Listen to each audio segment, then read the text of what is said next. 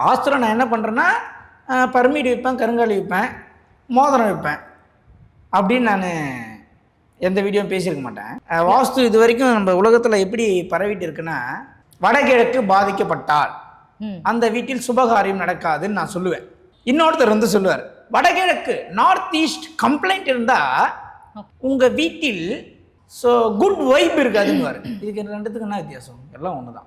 நாஷ்டான்னு சொல்லுவாங்க, டிஃபன் சொல்லுவாங்க, பிரேக்ஃபாஸ்ட்னு சொல்லுவாங்க, எல்லாம் ஒன்று தான்.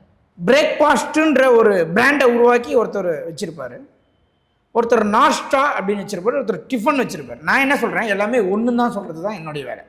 நம்ம வாஸ்து எப்படி தெரியுமா, நம்ம சொல்லக்கூடிய கருத்து எப்படி தெரியுமா, அதை மட்டும் ஒருத்தவங்க கேட்டாங்கன்னு வச்சுக்கேன், அவங்க ஞானி. ஒரு ஞானிக்குண்டான பொறுமை, பக்குவம் அனைத்துமே அவங்களுக்கு வந்துடும். இப்போ இந்த வீடியோ பார்க்குறவங்களுக்கு ஞானம் வரப்போகுது, பக்குவம் வரப்போகுது, இறை அருள் வரப்போகுது.